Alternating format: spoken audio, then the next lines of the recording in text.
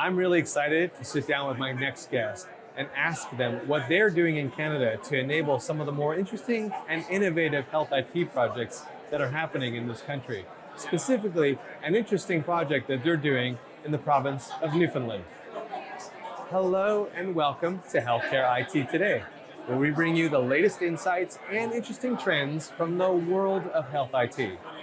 I'm Colin Hung, and I'm about to sit down with Bill Bryer, and he's with Pure Storage. I'm going to ask him about that Newfoundland project and about some of the company's work here in Canada. Let's get to it.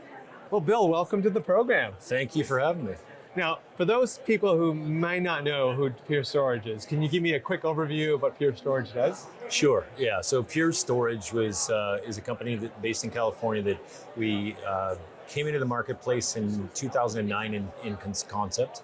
Our first market-ready products were available in 2012. And since that point, starting at zero, we've established ourselves so far as the second place storage provider across the world. We're closing in on the leader, and we hope to be passing them and be the market leader within the next 18 to 24 months. And Bill, what are some specific things that Pure Storage does in healthcare? Well, we do a lot of things in healthcare. In Canada, we are focused on all sorts of different things, creating different infrastructures for customers who are, all the traditional modalities with hospital records or with, VMware and things like that, or with pathology and PACS and all those sorts of things. And what we do is we provide an alternative footprint to either A, the cloud, or B, traditional infrastructures would force customers into repurchasing the same infrastructure, time and time again. That's a frustrating process, especially in public sector where they are, customers are generally forced to go through an RFP process. So, typically every 5 years, which is normal life cycle of technologies, every 5 years a customer has to go through a process of evaluation their environment and understanding and trying to forecast what their growth might be, understanding what their total requirements are, going through an RFP process, that whole understanding procurement, and then going through a data migration, which sometimes is risky, in the unfortunate circumstances of a migration going sideways, calls to the CEO's office to understand where the problems are, all that sort of thing.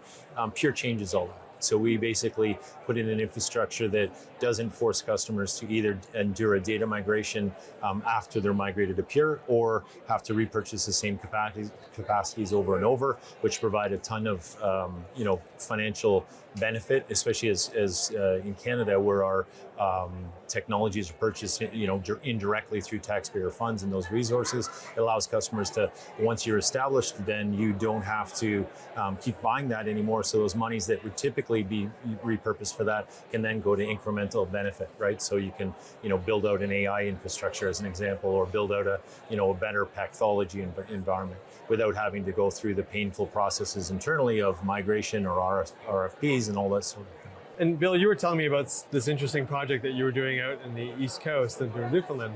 Can you tell me more about that project? Yeah. We went into, it was actually an RFP process, and with a bunch of our normal traditional competitors for all the province of Newfoundland and Labrador.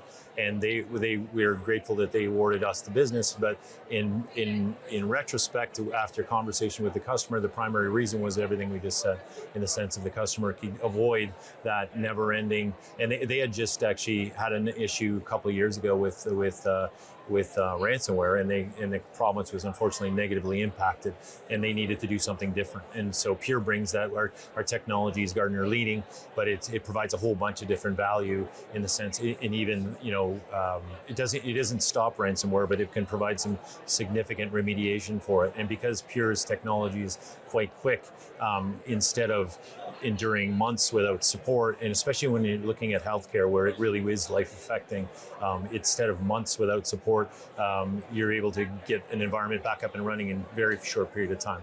And so that, on top of the fact that they don't have to go through this RFP, they don't have to go through migrations, they don't have any of that risk anymore, really was attractive to them. And the interesting thing is that one of the primary customer out there, his comment was after receiving one of the many phone calls he got, what are you thinking about buying from Pure? He goes, what we're thinking about innovating, and we're excited to do that with Pure. So, and we're with our partner Cisco there, we're providing a much different infrastructure for them, and we believe something we can showcase across the country, hopefully anyway.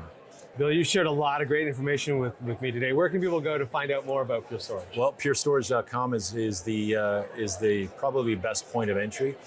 We have a pretty extensive healthcare componentry there, and we're all accessible through that point. So. Awesome. So, Bill, thank you for being on the program today. It was great to talk with you. Thank you very much for having me. I appreciate the opportunity. Hey, I want to thank Bill for coming on camera with me and sharing all the details about their various works here in Canada, especially about that interesting project out in Newfoundland. I wish them all the best. Canada definitely needs more innovation, and if they can help power it, I'm always for that. And hey, if you enjoyed this interview as much as I did, please like and subscribe. Also, head on over to healthcareittoday.com where you can find more great content like this. I'm Colin Hung. Thanks for being here, and I'll catch you on the next video.